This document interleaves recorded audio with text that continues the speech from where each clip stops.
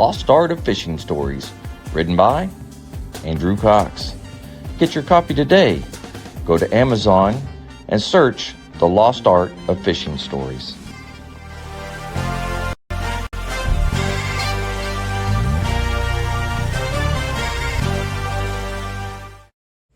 The Lost Art Project, Veteran Voices with Andrew Cox. Preserving history, one veteran story at a time. Marine Corps League and Till Valhalla Project Ambassador. Thanks for tuning in to the podcast that's given a voice to our veterans. The Lost Art Project, Veteran Voices with Andrew Cox. Hello, my friends, and welcome back to the Lost Art Project, Veterans Voices. I'm your host, AJ Cox, and today we're having a veteran story, which you're going to enjoy. I am sure of it. But before we get into the episode or you enjoying the podcast, make sure you go to the website. That's thelostart.podbean.com. Go check us out, see what we're all about. There's a couple ways you can help support us here at the podcast. You can always go into that website, click on the one-time donation link. You can also become a patron with a monthly donation. You can actually go purchase some cool gear, or if you want to advertise something, you can advertise right here on the podcast. Big shout out to the Till Valhalla Project out there doing amazing things. I encourage everyone to go check out their website, go see what they're all about, help support them in any way you can, but you can find them at tillvalhallaproject.com.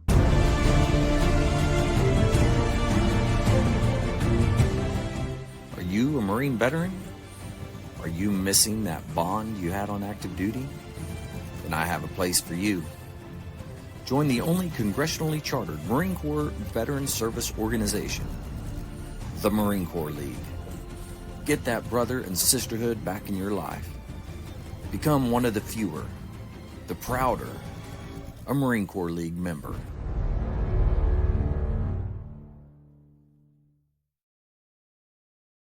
All right, we are back. I got Ben here. Ben, how you doing?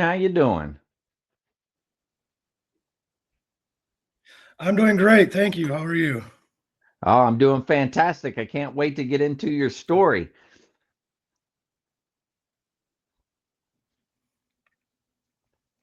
I can't wait to share it. There seems to be a little bit of a delay, but that's okay. No big deal. Hey, let's start at the beginning. Where did you grow up? What was that like? And then what drew you to military service? So I grew up in a small town in Wisconsin called Elkhart Lake. It's a small resort town, about 2 hours north of Chicago, hour north Milwaukee, hour south of Green Bay. Perfect location.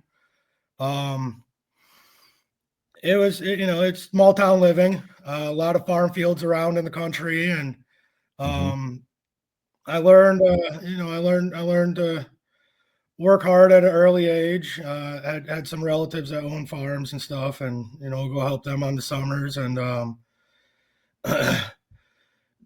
went to school there. Grew up all 18 years there, and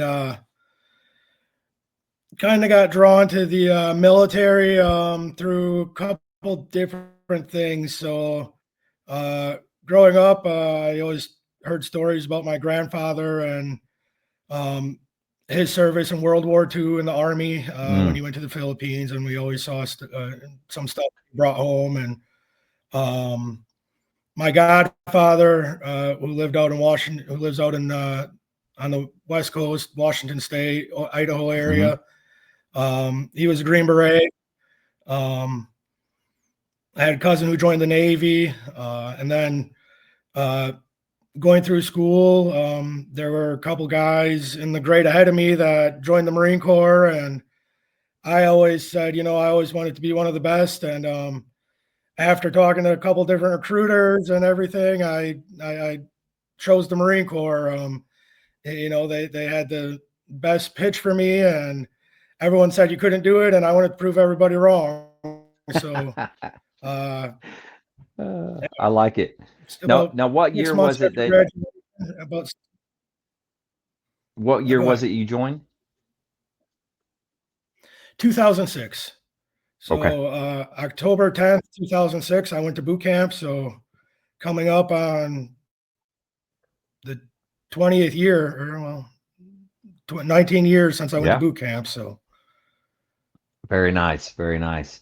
Well, talk to me so about, okay, you and didn't know a lot about it, the military or the Marine Corps necessarily, but you're going to boot camp.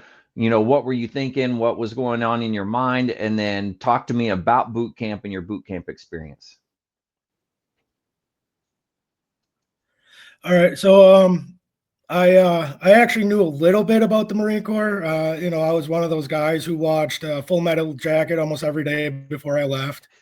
Um, I I my dad worked with a Marine as well, so he gave me some insight on like what to expect a little bit. And then, like I said, I had a couple friends who were great ahead of me that had left, went to boot camp and joined the Marine Corps, and so I had a little bit of knowledge on what I was doing. I was in the depth for about a year. Wow. So I I was nervous. I was kind of scared when I got dropped off at the recruiter's office the night before and went down to Milwaukee, stayed in the hotel, and I was shaking a little bit, knowing that it was going to be tough. It was going to be hard. Um, got there the October 10th. Got to boot camp. Got to San Diego, and that first few days, it was wild. The first few days, just the change of pace and really getting a taste of what I was in for the next 3 months. So Wow. I pushed myself hard.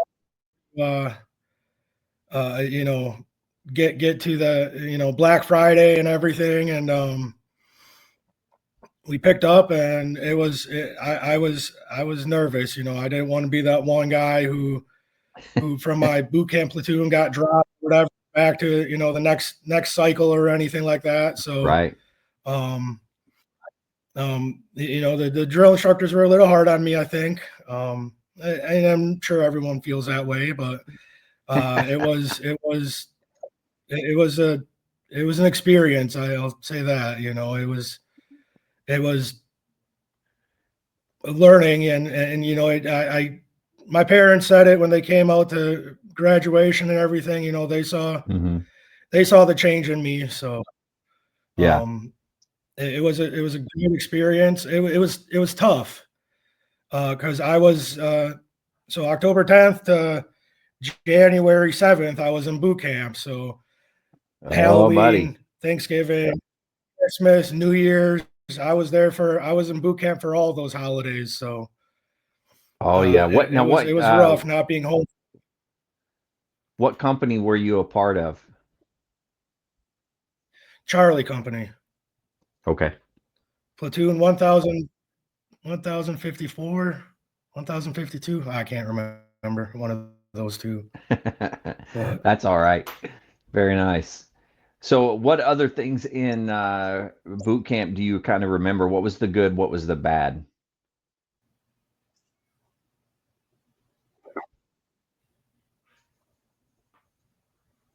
Did I lose you? sorry, what was that? I Yeah, a little said, bit. what other things from boot camp do you remember? What was the good and what was the bad? Um, I guess the one thing I really remember, and I always share this with people who, you know, say they're having a hard time or whatever, Mhm. it was Sundays going to church in boot camp.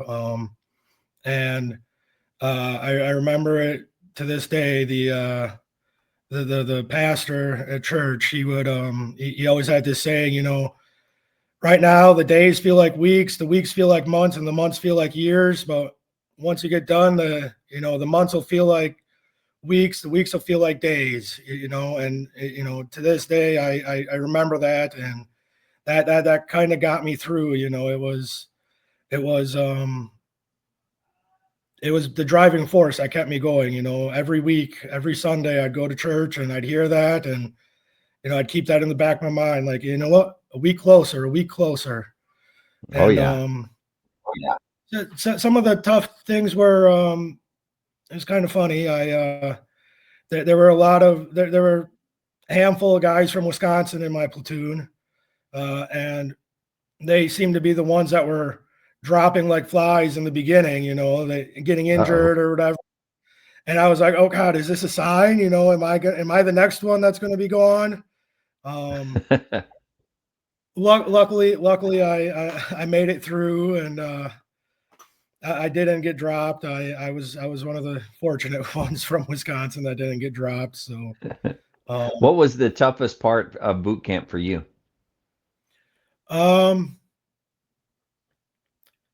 I would have to say it was probably the hiking, the humping, up north at Camp Pendleton there. Yeah. Rifle range was fairly easy. I come from Wisconsin. I hunted for as long as I could remember, so I could shoot fairly well. My hometown, there's a lake, so swimming wasn't too difficult for me. But all that hiking and everything, I never really got out on the trails around here. But there, especially going up the the Reaper and everything, it was tough. That was probably the hardest part, I think. Yeah. Yeah. Very nice. Now, did you know what your job was going to be before you joined? Yes and no. So I knew I was going to be a aircraft mechanic and airframer. I didn't know what platform I was going to be on, whether I was going to be a helicopters or fixed wings or fast movers or anything like that. Right. But I did know I was going to be a aircraft mechanic of some sort. So Okay.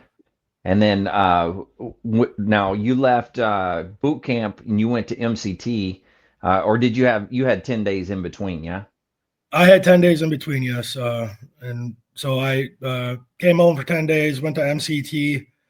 And then after MCT, I went to Pensacola, Florida.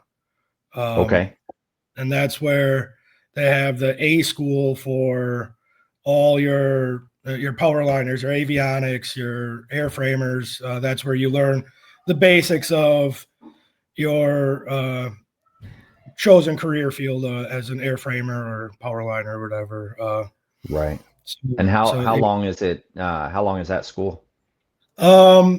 It's not that long. It's only, I want to say, maybe 4 to 5 weeks, if I remember right. But we were there for longer than that. We had to wait the class up and everything, obviously, because of the time we got there. It was, they were trying to get everybody from the holidays through and everything. So, Right. we were there until June 28th, which was actually my birthday. So left Nice. left Pensacola on my birthday. So we had gotten our orders, I don't know, probably a week prior to that. And And is that's that where where we you found found out what out? we were Yeah. found out that I was going to be working on C-130s. And Nice. so, and at that time, most of the schooling for C-130s was up in Cherry Point in North Carolina. So we there were 7 of us, I believe, that jumped on a plane and went up to North Carolina and Cherry Point, and that we classed up pretty quickly. I think we were only on barrack support for about a week before we classed up, and then so at that point, then you're learning the aircraft itself, the maintenance aspect of it. Yep. So we were learning the different hydraulic systems that aircraft had that other aircraft didn't have. And that's exactly it, right? We were learning the aircraft specific maintenance then, not just here's a piece of metal, there's a hole in it, fix it. Now it's Right. this is one hydraulic system, this is another hydraulic system, this is what they each operate. This is your landing gear system, this is how that works. Right.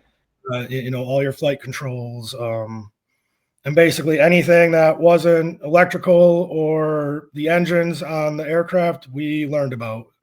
Oh, wow. So Okay.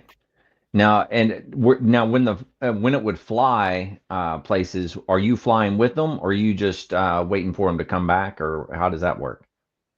that was kind of, so like I always joke around with fellow Navy vets that oh, we're your taxi and everything. I said, well, no, not really. Wherever we went, if we went on debt anywhere or whatever, we'd load up into the back of the plane and they would take, we'd fly there. So and then outside of that, like when we were at wherever the debt was being held, whether it was Philippines or Thailand or Australia or wherever it was, Hmm. we would be we would stay where we landed. The air crew and the pilots and whatever, they'd fly off, do their training, and then they'd come back and we'd do any kind of maintenance that needed to be done Got it. Yeah, that makes while they were sense. flying. So Well, now as far as learning all that stuff in the schoolhouse there at Cherry Point, was that difficult? Was it fairly simple for you? I've always been very good mechanically, so it was pretty easy for me. It's hydraulic systems they're very basic, simple systems. Flight controls, the rigging for them, it's knowing how the rigging was run and what it was supposed to be at. Hmm. The hardest part for me was taking written tests. I've never been good at written tests. To this Okay. day, I can't do written tests. So um, I knew what I was doing. Taking the written test for another story. It was one of those, Yeah. you know, I make a great airframer. Just don't ask me to take a test on it. Yeah. That makes sense. So, and then how long were you there at Cherry Point doing that? We were there. So June 28th, we got there, and it was actually a year to the day that I went to boot camp. October 10th, we left there. No Um, kidding. Wow. Yep. And actually, so I think I want to say there's like 14 to 16 of us in that class. Hmm. And half of us had orders to Okinawa, Japan. And the other half had orders to a reserve unit that is no longer there, but was up in New York. Okay. Um, so uh, the 6 or 7 of us that went to Okinawa, we had a month leave before we had to fly over to Seattle, and then Hmm. there was a military flight that flies over to Japan, Right. um, to Iwakuni, and then we stay on the plane and they fly us down to Okinawa. So I got you. Okay. Now, so you're going on Okinawa. Where was the was it on Fatima? Where were you yep, guys at? yep, Yeah. we were on Fatema. So um, and that was I mean that was an experience in itself. I never Hmm. really I flew to Europe when I was younger, but flying to Asia and seeing Japan for the first time, and um, Yeah. it was anybody who hasn't been to Japan or Okinawa in general, they actually have like you stay in like an in-dock for about a week. Hmm. Get you acclimatized, get you checked into a lot of different places on the island, and Right. um, get you used to being in a foreign country before they send you to your unit. So, Right. but I was with VMGR 152, and when they were still on Fatema at the time. Shortly after I left there, they moved up to Iwakuni, Okay. where they originally were. But yeah, so uh, like I said, Fatema, Okinawa was that was my first time over in Asia. And it was an awesome experience being over there. What were some of the things that were impressionable on you whenever it came to Okinawa or being overseas in Japan? What were some of those impressionable things that you remember? One of the big things was um, just all the history that was over there in Okinawa. Um, you know, especially being in the Marine Corps, right? Like Okinawa is one of those big battles in World War II, and I've always been a World War II history buff. So um, being over there and being able to take in some of those sites where the battles took place and seeing the caves where the Japanese were hiding out. And uh, outside of that, it was, just seeing the beauty of the place. And, you're on a tropical island, how often Right. do you Yeah. can, unless you're lucky enough to be stationed down in like Guam or something like that, or Right. Hawaii, where no one really gets to, experience that tropical island life. So, Yeah. Yeah, yeah, very much so. Now, when you first got there, you're checking into your unit. Was a little nerve-wracking for you. Was it a good transition? it was. So after that week of indoc and learning about Okinawa, and then we get to our unit and we're checking in, and they, like any other unit, they played games with us. They go get me you know get me something that absolutely doesn't exist, and Yeah, there were a couple people who fell for it. And then there's seven of us, and we got to go around base and check in on and medical and dental and everything else. And so they wanted to put one right. of us in charge, and they're like, well, which one do you want to be in charge? Well, I knew exactly who I was going to pick. Well, trying to explain who it was one of those things where he was dark green. Yeah, I didn't know how else to explain him, but uh,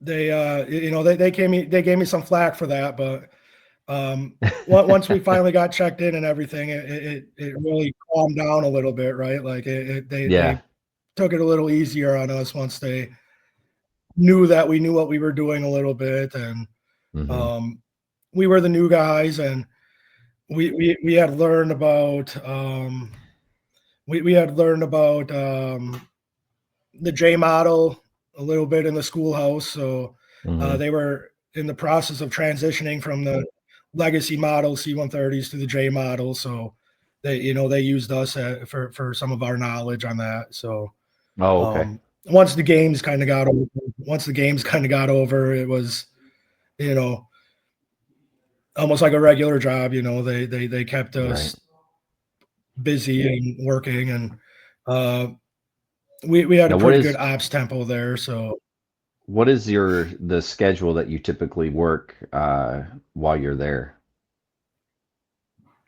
so we worked day crew, night crew, and for the most part, when I was there, I was on day crew, and that was 06 to about 1500 for 1600, somewhere in there.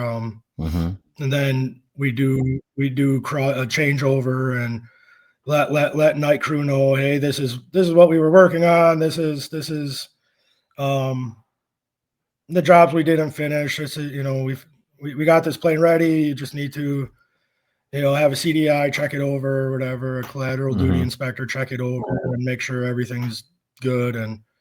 Um, and then we head back home, and it was almost like a 9 to 5.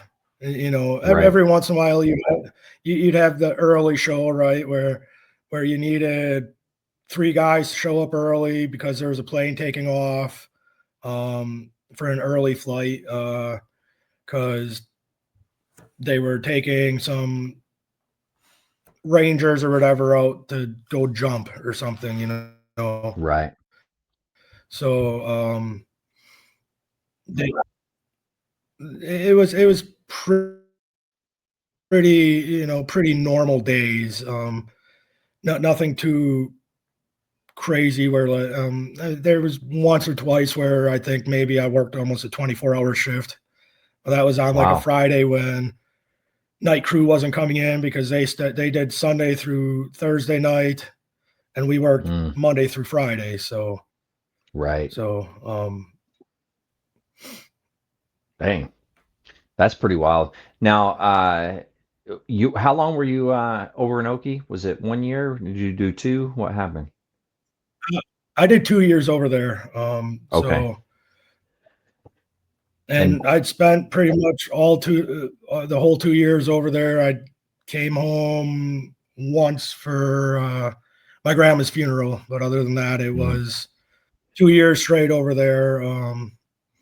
And I had a chance to extend while I was over there because we did start deploying about 6 months before I got my orders, and I never took the opportunity, and I kind of kick myself to this day. I think right. part of it was because hey, I'm stuck on this island for 2 years. Let me get out of here. But Right. at the same time, I was hoping. I didn't know exactly what my orders were going to be yet. So, Hmm. um, and I found out I was going to a reserve unit in Fort Worth, Texas. So that shot any thought I had of deploying at the time. Mm, Um, kind of shot that down. So, right. you know, to this day, I kind of wish I would have extended, especially after learning from one of the guys I went over there with. Hmm. He was on the first group that deployed, and he ended up in Fort Worth with me, and he told me that, yeah, you or any of the other four guys, if you would have extended, you would have been on the third group to deploy. I said, well, no one really wants to tell you that, as much as Yeah. we were the Marine Corps, like we're also the air wing, and we're airframers, and Hmm. you know, staff sergeant does hang out with Lance Corporal over here, and Yeah. if you're not friends with them, you really don't get that insight on, hey, just so you know, you're on that next group. So, Right.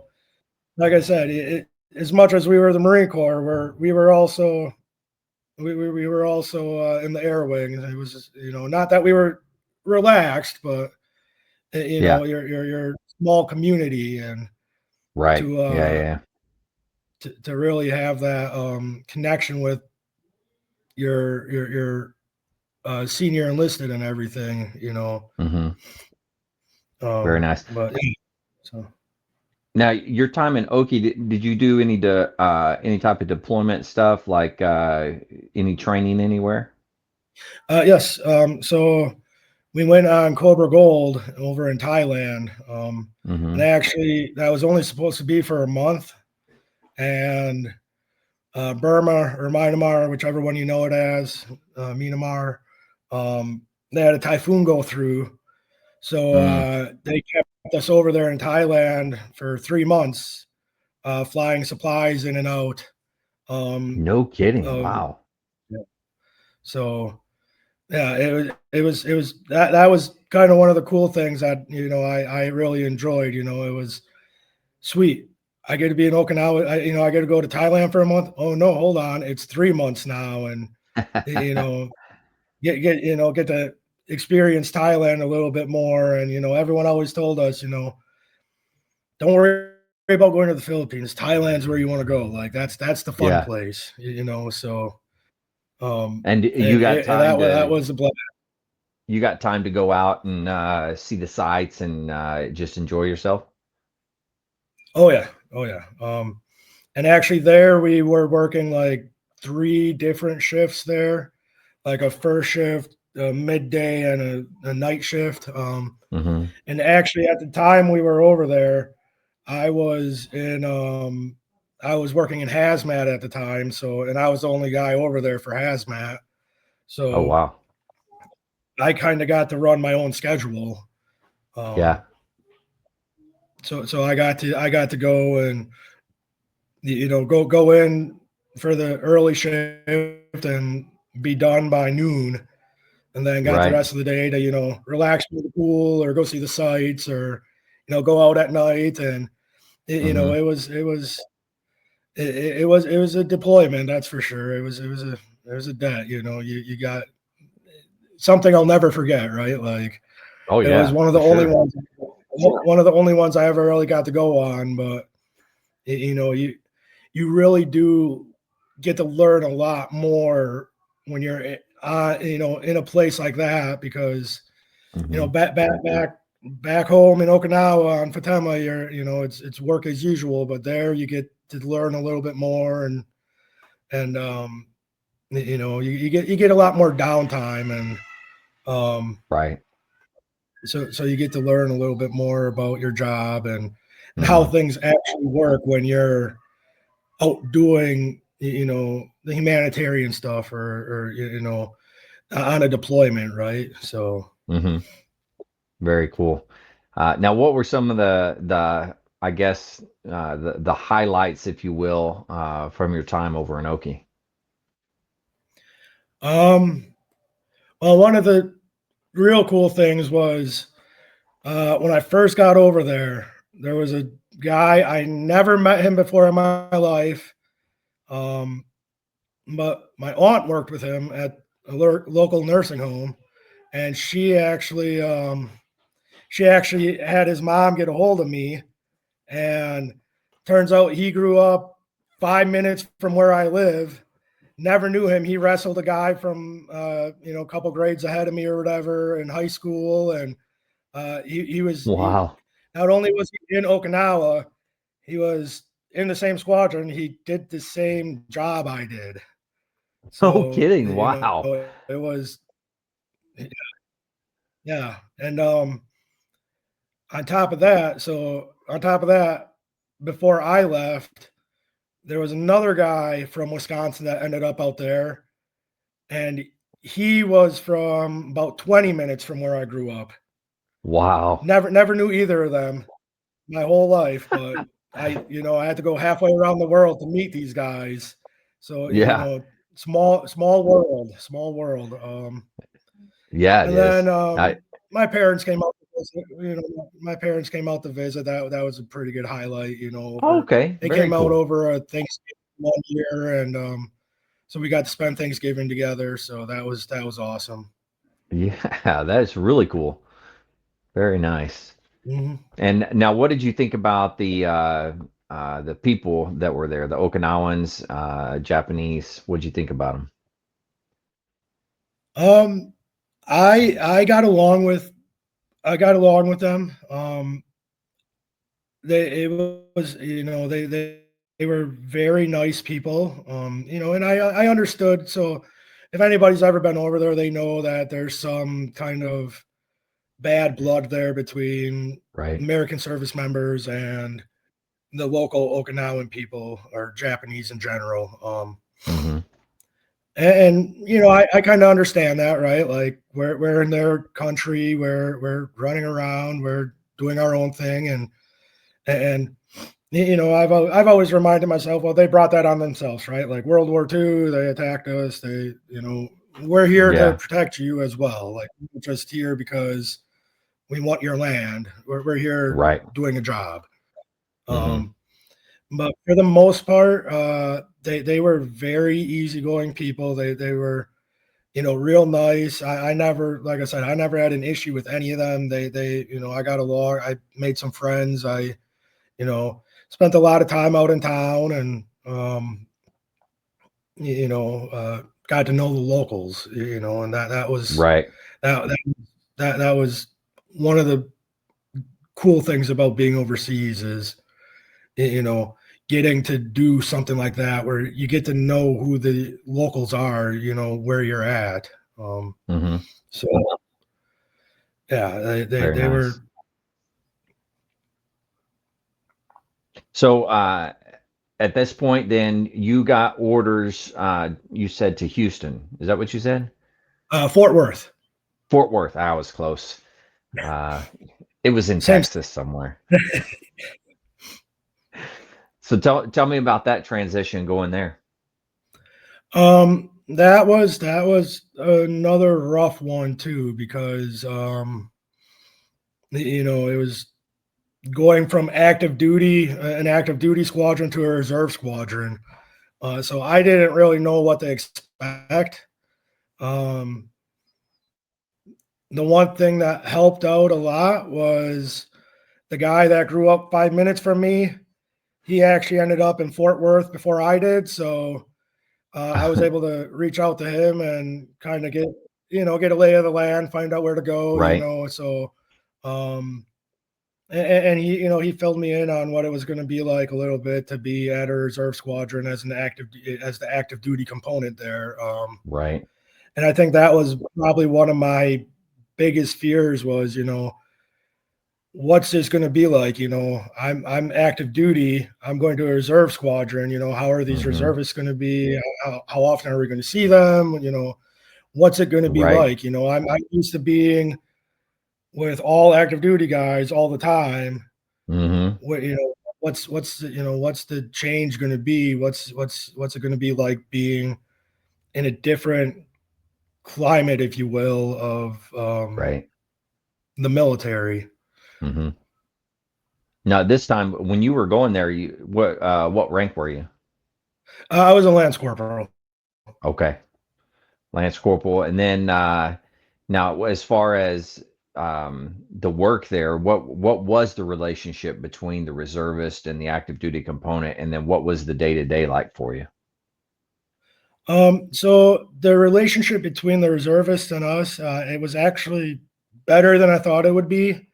Um, we there was some, I don't want to say bad blood, but there was some like, some of these guys, they've been in less time than me, and they're either the same rank or somehow they outrank me, and they're they're Mm-hmm. um but they were all good guys. That it was nice knowing these guys that weren't with you all the time, Mm-hmm. because they could, hey, they're from Fort Worth, especially when you're new Yeah. there.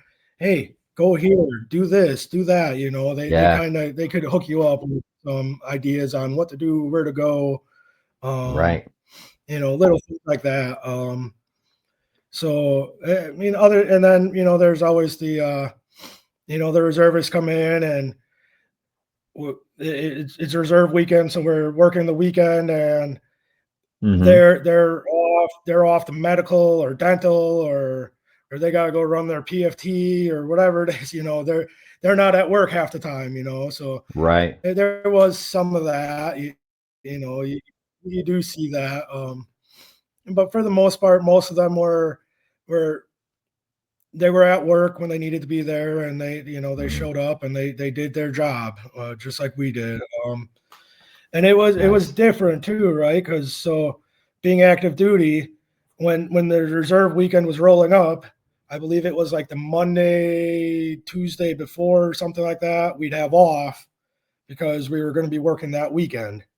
So Mm. um, we but again, we flew a high ops tempo there, because we were keeping we were helping keep the planes flying, and we were keeping the pilots up on their qualifications and the air crew, because Right. this was 2009 to 2011. So um, we had guys, some of these guys were going to be going over to one of the active duty squadrons or whatever, or Mm-hmm. the possibility of the reserve squadron getting called back up again. So Right. Yeah. helping these guys keep up with their qualifications and everything. So we were flying quite a bit when I was even there. But again, it Now, was kind of like that. when you when you say you were flying quite a bit, are you talking reserve pilots that were flying or active duty? Both. So Okay. while I was there, there were a lot of pilots, and even some enlisted like air crew, and even airframers and other shops too, that they're reservists, whether they didn't have full-time job on the outside or whatever, they would take active orders, and they would be Mm, there a lot more than a regular reservist. More than that, 1 week in a month, 2 weeks a year. So right.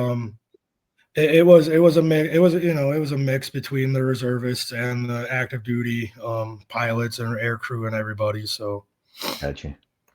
Wow. That's got to be kind of difficult though, with especially reservists and flight hours, because they have to maintain a certain amount of flight hours every month and things like that. That's got to be difficult to do. yeah, I can. I luckily I never had to worry about anything like that, but I can only True. imagine what those guys were trying to schedule all that, and Yeah. make sure that they were keeping up with their qualifications. And no, I wasn't, I didn't know a whole lot of the reserve air crew side of guys, and Hmm. but I know, like I said, I know they were there doing their job, Hmm. and keeping up with their qualifications, whatever they needed to do. So Right. Talk to me a little bit about, because on your side, well, in the air wing in general, you guys are very methodical when you're doing all your work and making sure that everything's lined out, making sure that nothing's missing, anything like that. How Mhm. was that for you as you were going through?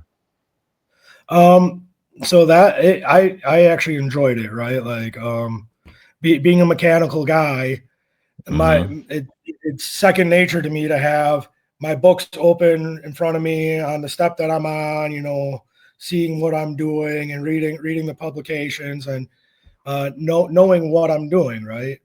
So um it was I it was easy for me to transition from school to doing that in actual work. Uh, we had a lot of eyes on us all the time. Whether it was the CDI or the QAR, um, or we being in the air wing, we had the wing inspection or males Hmm. inspection, or there was always an inspection team coming through at some point in time. So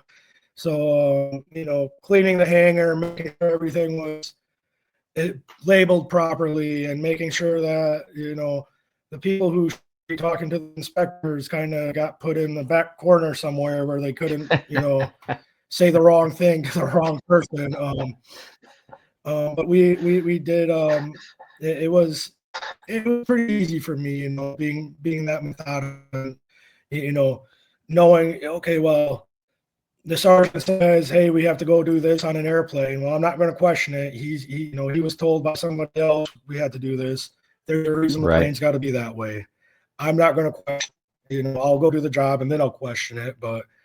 Um, but yeah, just doing the jobs in general. Having the books out there, and following the manuals. It's Mhm. just like, uh, it- you know, it, it's different, right? Because if you're a grunt, you don't have a manual that tells you how to shoot your gun. You're just going out Right. there and pulling the trigger, and you're following.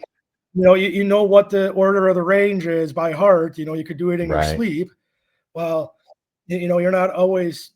For us, we're not always rigging up a flat, something like that. So yes, we're learning. But there was always 30-day inspections and 60-day and 90 and Hmm. 120-day, whatever inspection. And so and you went through them all the time, right? You know, Yeah. you did a wash job every day or whatever it was, so it was, you knew that was coming. You knew the grease points because you did a grease job right after every wash.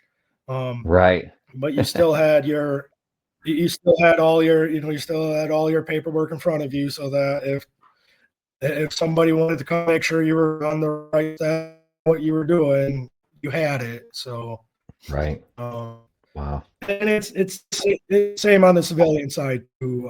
In civilian aviation, when you're out working on the planes, you need to have your pubs with you. You have to have your book with you saying, I'm on. This is, right here. I can prove to you that I know what I'm doing. So, Very nice. Now, I'm going in and out a little bit here, so I apologize. Hopefully you can hear me. But yeah. now you spent how long there in Houston at the reserve unit? Years. So it was another Fort Worth, Fort Worth at NASJRB Fort Worth. So it was 2 years. Just actually, I think it was about just shy of 2 years I was there. Okay. September 7th, I want to say is 2011 was my last day. So Okay. And what now, at that point, what was your plans? Where were you going? well, and that's where my story gets a little, it's one of those stories where I had planned on doing 20 years. I Mhm. wanted to be that guy, make it a career. And unfortunately, due to circumstances, I ended up getting out due to some medical circumstances, and ended up getting out in 2011. And I ended up going to school after that. Okay. I was probably about a short of a year of being out. I decided, you know what, I'm going to school. And then I went to school a couple different places over the few years after that. Worked a few odd and end jobs until I've, trying to find the right fit for work, because obviously, especially right after I got out, it was difficult because I had planned, like I said, I planned on making it 20 years, and all of a sudden a wrench is thrown into that, and now I'm sitting here like, where do I go from here? Right. Where Yeah. what am I doing? What am I doing with my life now? Nothing makes sense. I don't have guidance. Yes, I went through TAPS class. Yes, they give you the briefest of information that you need to hopefully be Yeah. successful when you get out. But Right. the long and short of it was, I had no clue what I was doing. I didn't know where, I knew I was going to end up back home in my hometown, and that was about all I knew. I didn't know Right. where life was going to take me after that. And now, when you went back to school, what were you going to school for? I went for leisure and auto maintenance at a local tech school here to work on cars and trucks and whatever. Gotcha. And then I realized I kind of missed working on airplanes a little bit. So I changed my plan, and I went to another local tech school over in Oshkosh, Wisconsin, called Fox Valley Tech. And I went to school there for to try to get my A&P license, or my airframes and power plant license, to go back to working on airplanes. I did walk out of there with a tech diploma and an associate's degree in aviation electronics. So Wow. it wasn't all for naught. I never did finish my license testing for my A&P because, again, I'm not very good at testing, and I've always questioned it because in the real world, when you're working on the planes, you need to have your books with you, open to the right page. But when they give you the test, it's a closed book test. Wow. But that's the FAA, that's the government. They're going to get their money somehow, and that's their way. Well, we don't want to make it too easy on these guys. So That's right. I don't regret not finishing it, but because in the back of my mind, I always think about if anything ever happens to the plane you worked on, you're put under a microscope. Well, I prefer not having all that on my, all that weight on my shoulders. I prefer keeping myself, busy and not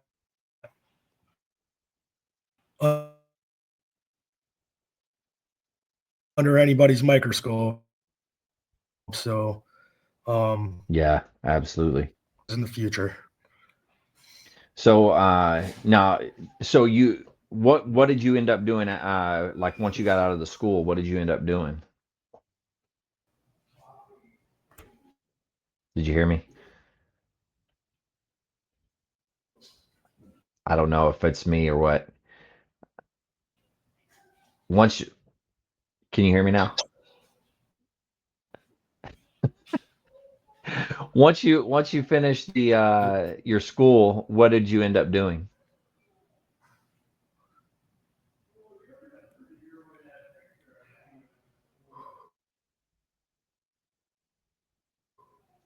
Hello.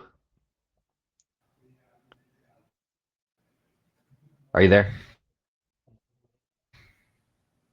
Hello. Can you hear me now? Mic check. Can you hear me? Are you there? Technical difficulties.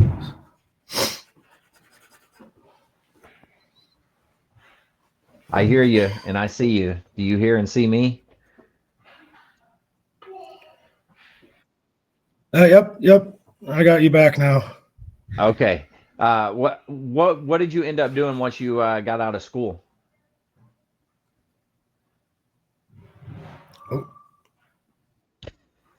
Oh, there we go. What was that? Sorry, I lost you there for a second.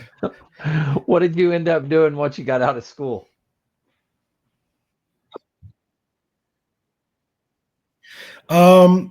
I worked a couple different places. I worked at a metal fabrication shop for a couple years.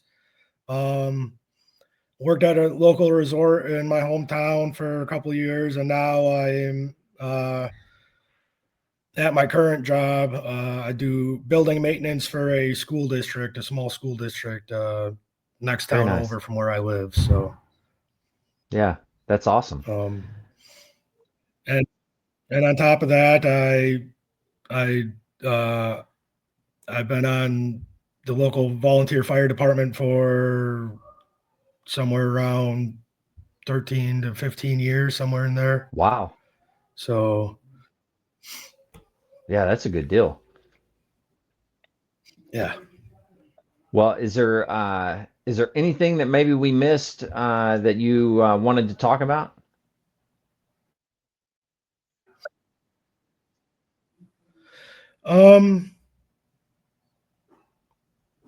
No, I just I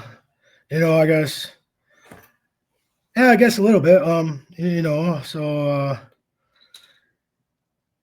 Just a shameless plug here for the youth physical fitness program that the Marine Corps League runs. If any of your listeners are in the Central Division for the Marine Corps League and want to run the program or help run the program, I am the Central Division coordinator for that. So you can find me on the website. Nice. And how long have you been with the league? 7, 8 years. Oh wow. I am one of the founding members of the detachment in Sheboygan County here. So it's been probably about 7 to 8 years now. So That's awesome. we're doing real well here. I've slowly worked my way up, hopefully to be commandant next year of the detachment.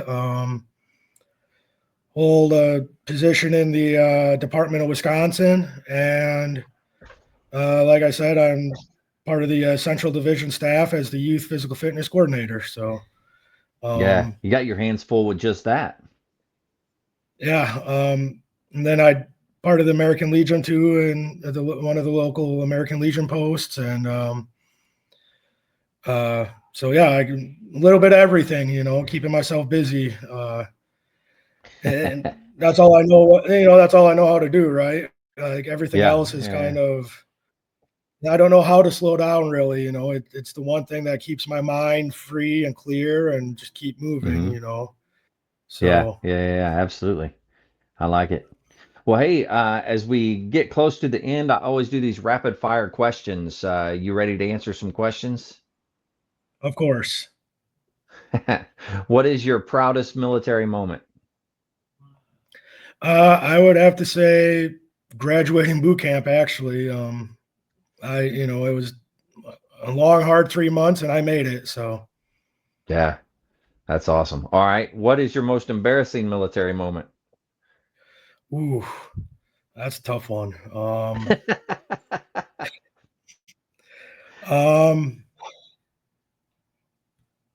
hmm, that's a tough one. I don't know if I had any embarrassing moments. That's all right. I guess being late to the rifle range was Uh, probably the most embarrassing one. okay. Kind of got chewed out for that. A little Yeah. embarrassing there, but especially because it was one thing I enjoyed doing. So, Yeah. Yeah, it happens. What are you going to do, right? right. If you could be one military leader for a day, who would that be? Uh, Trusty Polar. Ooh, okay. I like it. Um, if you could change one rule about the military, what would it be? I would probably change the mustache regulations because let me tell you, it's difficult to keep those mustaches in right where they're supposed to be. Um, Yeah, that's true. Yeah. I like I, that. I feel like I look good in a mustache. So Yeah, yeah. It's just you got to be careful because if it gets too small, you start looking like a Hitler stash, and then yeah, it's just a exactly, pain in the butt. Yeah, exactly. yeah, yeah, yeah. All right, in the zombie apocalypse, what will be your weapon of choice, and what anthem will be playing? Uh, I'd probably go with a 12 gauge shotgun, and I'm thinking Okay. something like "The Fireman" by George Strait would be playing. Oh, okay. I like it. Now that's a new one. I've not heard that one. That is good. I like that. All right. What animal best describes your time in service? Um, I'd say a lab, any lab dog, Okay. loyal and obedient and useful. You can train them to do what you want them to do, and they do it. So Yeah. Okay. I like that. It's a good answer. Knowing what you know now, would you do it all over again? I would, I would. Hopefully, I could change some things, but I would do it all over again. I would go back in and do it all over again. Very nice. All right. And I always give somebody time for words of wisdom for the listeners. Anything that you have for them? Um, yeah. So, and I get this from a lot of other, especially Marine Corps vets that I talk to. Um, remember, you did your job. You signed the contract. You did your service. Whether it was 4 years, 20 years, whatever it was. Whether you deployed or not, you did your job. It's one that I still struggle with to this day. Um, but you did what the military needed you to do, and don't ever feel bad about that. And don't ever feel bad that you didn't get to do what you wanted to do. Because again, you Yeah. did what the military needed you to do. So Yeah. Good word. I like that. Well, hey, thanks for coming on and doing this. I don't know about you. I had a good time. Sorry it was messing up there toward the end. I don't know what happened, but yeah, thanks for joining. thank you for inviting me. It was great. It's always fun to tell the stories and uh, especially with other vets, it's always a good time. Yeah. So, Most definitely. Well, hey, I'm going to do the outro real quick. Don't hang up on me. Just stay on the line when we come back to this screenshot here in a couple of minutes. But I'm going to do this outro. For everybody out there, if you're struggling, need help, anything like that, don't forget the VA has some great resources. You can always dial 988, press option 1. You can always text 838-255, or you can go to veteranscrisisline.net and click on that chat icon. Any of those options will put you in contact with somebody that can help you out. But remember, one veteran life loss is one too many. I care about you. I know this guy here cares about you. The whole veteran community cares about you. So please reach out for help. And if you're out there, you're not struggling, reach out to the buddies you served with, ask them how they're doing. If they need that helping hand, please give it to them. All right, man. Excuse me. One last time. Thank you. Much appreciated. To all the listeners out there, stay motivated. Change your socks. Thanks for tuning in to the Lost Art Project Veterans Voices podcast. Our mission? Simple. Preserve history, one veteran story at a time. If you'd like to support this work, consider making a donation or sponsoring an episode. Every contribution helps us capture and share more stories for future generations. You can learn more and give at thelostart.podbean.com or by clicking the link in the episode's description. Stay motivated, change your socks, and remember, every story matters.